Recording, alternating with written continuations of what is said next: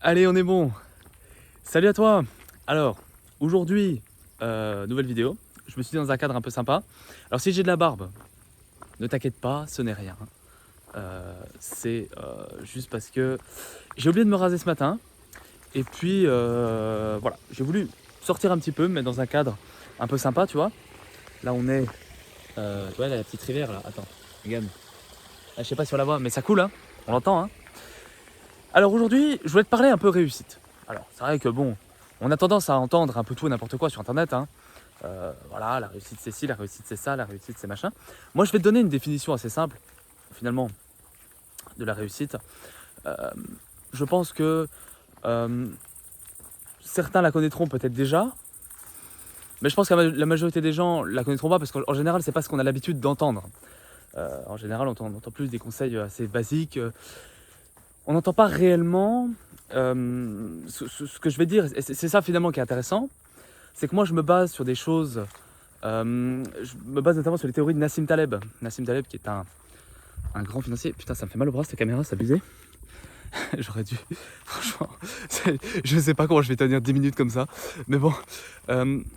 Attends. Sinon, faudrait que je me pose dans un endroit. Attends, je vais essayer de changer de main. C'est vraiment un truc du bled, hein, je te jure. Alors, donc je vais reprendre. Donc je me base sur la théorie de Nassim Taleb. Donc Nassim Taleb, en fait, c'est un financier. C'est un mec qui a travaillé à la Banque de Suisse, il me semble, qui a travaillé dans pas mal d'organismes financiers et qui a notamment, c'est quelqu'un qui est passionné par les probabilités. C'est quelqu'un qui a beaucoup travaillé là-dedans, dans la spéculation, les actions. Voilà, vraiment dans tout ce qui est domaine financier, dans les banques suisses beaucoup. Et c'est quelqu'un qui est assez intéressant dans la mesure où il a écrit 2 livres. Il a écrit plusieurs livres et aujourd'hui, il n'est plus financier, enfin, il vit de sa retraite de financier et il est aujourd'hui, il fait un petit peu de philosophie, donc il a écrit 2 livres. Donc son premier livre qui est, enfin 2 livres majeurs, alors après je ne sais pas si c'est les seuls qu'il a écrit. Il a écrit un livre qui s'appelle, attends je sais plus, un livre qui s'appelle Signe Noir. Le Signe Noir, donc il parle un petit peu on va dire des probabilités un petit peu extrêmes. Donc par exemple il explique, alors ça y est, j'ai à nouveau mal au bras. Je change de main. Dans son livre Signe Noir, Nassim Taleb explique à quel point il est possible et comment il est possible de faire face à des événements improbables en fait.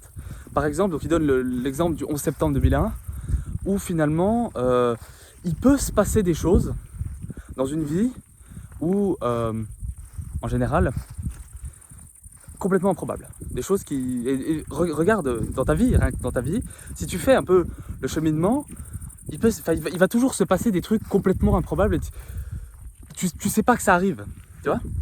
Et tu le savais pas. Et finalement, c'est ça un petit peu la magie de la vie, c'est que il y a des gens qui se sont enrichis du jour au lendemain comme ça, ou qui sont devenus milliardaires, qui ont vécu une certaine forme de réussite, quasiment par hasard finalement.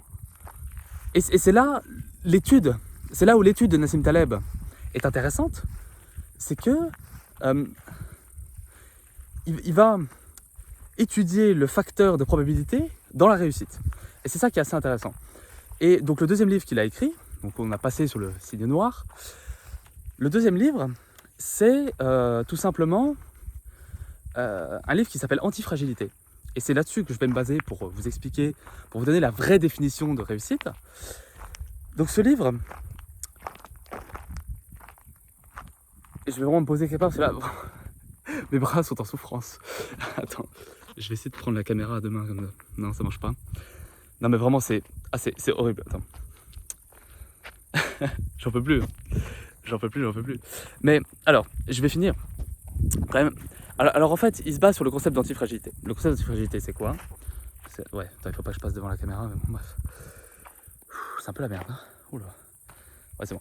Le concept d'antifragilité, c'est en fait, il explique que... en fait, il donne plusieurs comparaisons. entre la fragilité. Donc la fragilité, c'est quoi? Par exemple, cet iPhone-là, avec lequel que je suis en train de filmer, je le fais tomber par terre, il est foutu, j'en rachète un. Bah ça, c'est fragile. Ensuite, il y a la robustesse. La robustesse, vous prenez par exemple un métal, par exemple du titane, un métal qui est assez, je sais pas si tu connais, hein, mais c'est un, bon, je pense que oui, ça c'est connu, un métal qui est déjà très très robuste. Alors c'est robuste, ça va tenir, mais il y a un moment où on va appliquer une force tellement grande que ce métal-là va céder. C'est comme ça, c'est les lois de la physique. Et Nassim Taleb donne une troisième définition qui est l'antifragilité. Alors qu'est-ce que l'antifragilité? C'est ni fragile, donc ça veut dire que quand tu vas, voilà, par exemple du verre c'est fragile, donc quand tu vas y exercer une certaine pression, ça va pas céder tout de suite, c'est ni robuste. Donc quand tu vas exercer une grosse pression dessus, ça va pas céder non plus,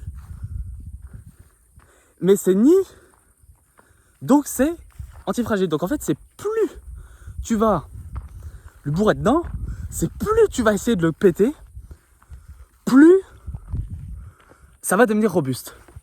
Et plus ça va devenir fort.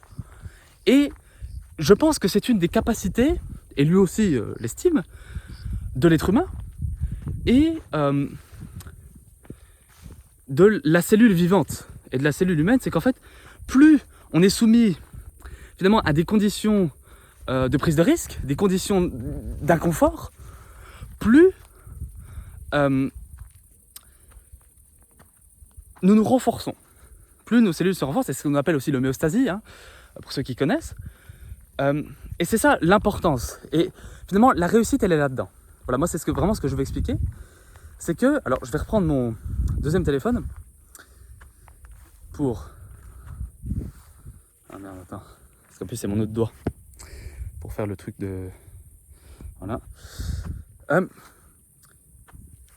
Donc, en fait, on décrit la réussite avec une courbe exponentielle. Alors, c'est Nassim Taleb qui donne cette définition, mais c'est pas le seul, hein. Moi, c'est pas moi qui l'invente, hein, bien sûr. En fait, lui, il décrit la réussite selon une courbe exponentielle. Donc, en fait, au début, c'est, on va dire, c'est un petit peu plat, quoi. Il n'y a pas grand-chose, il se passe pas grand-chose. C'est justement ce qu'on appelle, alors ce que certains appellent dans l'entrepreneuriat, la traversée du désert. Donc, en fait, c'est un moment où c'est très compliqué, où tu vas galérer, c'est dur, on le sait tous, c'est très dur. Voilà. Ensuite, deuxième chose, on a la montée. Donc je te mettrai la courbe un peu sur au montage. On a la montée. On commence à avoir une montée. Je vais rechanger de main. Hop là. Ça vraiment j'en peux plus. On a la montée. Donc c'est quand tu commences à...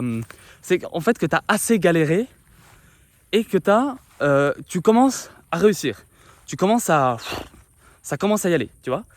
Et ensuite, tu as la réussite. Et ensuite, il va. Le problème, moi je vais te dire le problème majeur, c'est que les gens s'arrêtent à la phase la plus dure, à la phase où c'est plat. Le truc, c'est qu'ils vont pas après. Et en fait, Nassim Taleb explique qu'on recommence en cycle comme ça. C'est que tu vas d'abord passer par une phase où tu es... Enfin, c'est très très dur, et c'est normal, on passe tous par là, c'est une phase... Alors lui, ce qu'il appelle une phase de bricolage, en fait. C'est une phase, une sorte de phase d'expérimentation, où tu vas tester des trucs, ça marchera pas, parce que t'as pas l'expérience, et c'est normal. Et puis, donc après, voilà, il y a beaucoup d'exemples hein, qu'on peut donner. Et puis, c'est seulement une fois que tu auras testé assez de choses que ça va commencer à décoller. Et c'est ça qui est intéressant. Et après, ça va retomber. Bah oui, ça va décoller, ça va tomber après. Mais évidemment, ça va retomber après. Après, tu vas te reprendre un coup dans la gueule et tu vas remonter. Et en fait, c'est des cycles comme ça. Voilà.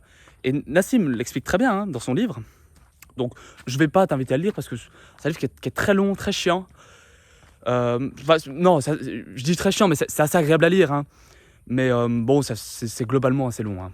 C'est globalement assez long. Moi, je n'ai même pas tout lu. Alors, toi. Euh, donc, moi, je veux bien te faire comprendre par là que c'est pas grave de se tromper. Enfin, je pense que ça, tu l'as déjà entendu, mais c'est pas grave de se tromper. Et que pour réussir, il faut savoir se tromper. Il faut surtout essayer. Parce que moi, ça me rappelle une vieille vidéo de motivation. Ça me fait sourire, hein, mais c'est une vidéo de motivation. Alors, je vous mettrai peut-être le lien, si tu veux, je te le donnerai. Qui dit, la meilleure façon de réussir, c'est d'essayer, d'adapter la trajectoire, jusqu'à ce que tu y arrives. Mais la meilleure façon, la façon la plus probable, on reparle des probabilités, de réussir, c'est justement d'essayer. Et ce qu'on se rend compte, c'est que bon, il y a beaucoup de gens qui ne savent pas, quoi. Ça, c'est sûr. Évidemment. Donc, je vais te donner un petit exemple rigolo, un petit exemple un petit peu controversé. Oula, je vais éviter de tomber aussi, c'est mieux, parce que, je te rappelle que mon téléphone avec lequel je filme est fragile et j'ai pas envie de le péter parce qu'il m'a coûté cher cette merde. Donc, moi, j'ai donné l'exemple de Donald Trump. Alors, Donald Trump, Donald Trump, on entend tout n'importe quoi sur lui. Il y en a qui l'adorent, il y en a qui le détestent. Bon, bah, moi, écoute, je me place pas, hein, je m'en fous. Hop là, je vais juste changer la caméra de bras. Vraiment, je trouve un autre système, ça, vraiment, ça me fait trop mal le bras, quoi. C'est trop dur la vie. Donc, Donald Trump, c'est un mec. Donc, il n'a pas toujours été homme politique, hein, bien sûr. Pour ceux qui ne sauraient pas, il a écrit des bouquins. Moi, j'ai lu un de ses bouquins. On va dire que c'est divertissant, hein. C'est pas des grands chefs-d'œuvre, mais c'est pas mal. Et en fait, Donald Trump, avant, il était promoteur immobilier. Donc en fait, bon, on va dire que Donald Trump, c'est un mec qui a réussi à utiliser son intelligence pour monter et arriver à gagner beaucoup d'argent, notamment en investissant dans l'immobilier.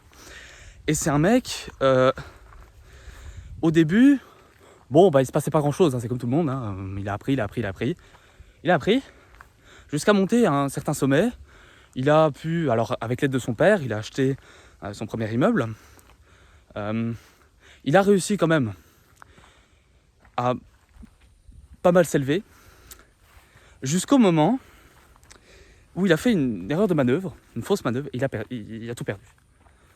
Et c'est là qu'on reconnaît, ce que je t'expliquais tout à l'heure.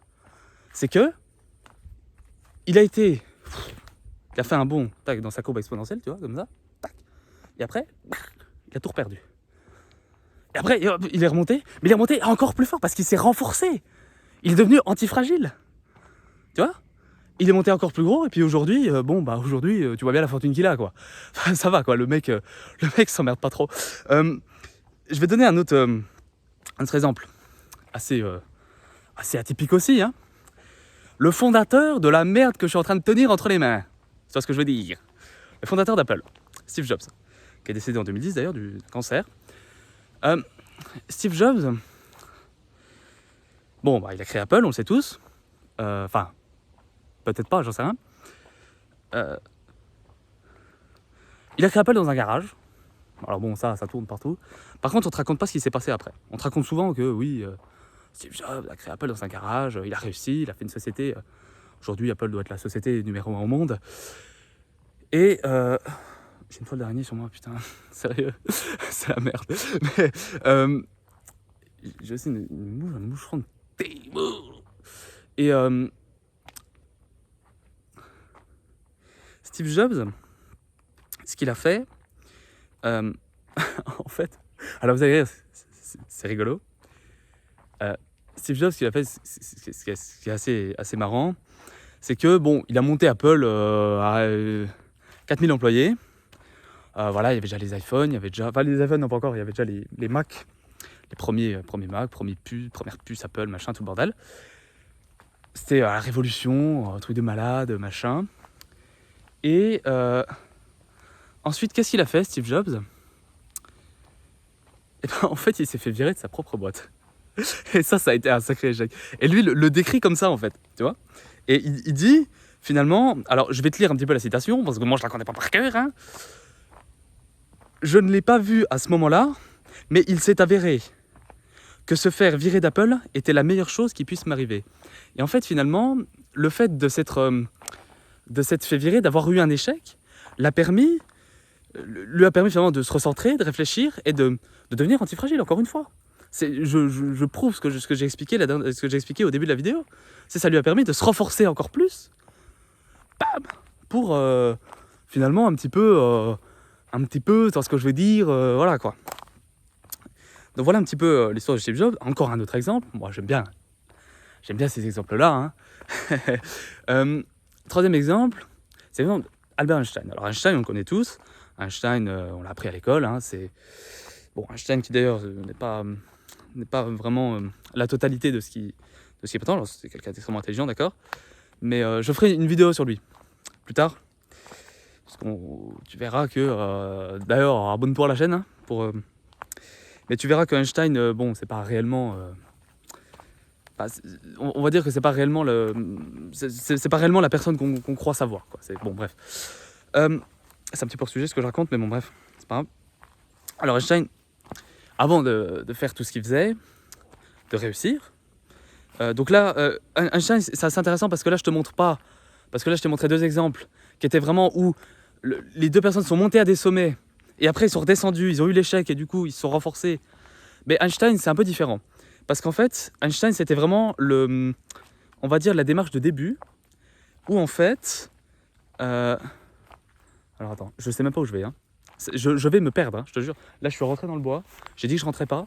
Je suis rentré. Je vais peut-être me paumer, j'en sais rien. Bon, bref. Et Einstein, en fait, le truc, c'est que ce gars-là, avant de faire tout ce qu'il a fait, en fait, en fait, il s'est fait virer en fait, il a pas réussi à rentrer dans des grandes écoles. Ils n'ont pas vu son potentiel, ils n'ont pas vu son intelligence. Tu vois, comme quoi, hein, on n'est pas toujours obligé. Hein. Et c'est vrai que moi, quand les gens gueulent parce que ils n'ont pas réussi leurs études, ou ils n'ont pas réussi les années, ou je sais pas quoi, moi, ça me fait doucement rire parce que il suffit d'utiliser son intelligence à bon escient pour savoir que c'est pas forcément utile de réussir telle ou telle école ou telle chose pour simplement savoir que... alors attends, je sais pas contre-jour. Attends. Simplement savoir que finalement, je dirais que voilà, pour réussir, ça je l'expliquerai dans une autre vidéo. Tiens, d'ailleurs, c'est un sujet qui est assez passionnant aussi. Et donc en fait, il a été refusé de l'école polytechnique à Zurich et il n'a pas réussi à avoir le prix Nobel de physique en 1921 à cause de ses échecs. Parce qu'il n'a pas intégré les bonnes écoles. Du coup, qu'est-ce qu'il a fait, le gars ? Il a fait tout ce qu'on sait aujourd'hui, quoi. Théorie de la relativité, etc. Et aujourd'hui, Einstein, il est encore enseigné dans les écoles, et puis c'est quelqu'un qui est encore mondialement reconnu pour son intelligence. Voilà. Donc voilà encore un exemple tout simple, qui est finalement plutôt pertinent. Et Einstein, il a fait une petite citation, alors tu verras, hein, je ferai une vidéo là-dessus, tu verras que j'aime bien les citations. Il a écrit une petite citation qui dit « Le succès est un échec en cours ». Je te laisse méditer là-dessus. Je vais te laisser parce qu'il y a déjà quasiment 20 minutes de vidéo. Ça va me faire chier upload et je pense que tout le monde est parti, mais j'en ai rien à foutre. Moi, je suis là pour délivrer un message, hein, je suis pas là pour aller gratter du watch time. Bon, c'est vrai que des fois, je suis un petit peu vénère, mais bon, c'est pas grave. Comme dans la dernière vidéo. Cette présentation, tu peux la voir si tu veux. Je te souhaite bonne continuation, bonne soirée, parce que moi, là, c'est le soir. Hein. J'aime bien tourner un peu le soir parce que il y a une belle luminosité et moi, j'adore. Je te souhaite une bonne journée si tu m'écoutes en journée. Et puis, à bientôt. Prochaine vidéo. Allez, salut!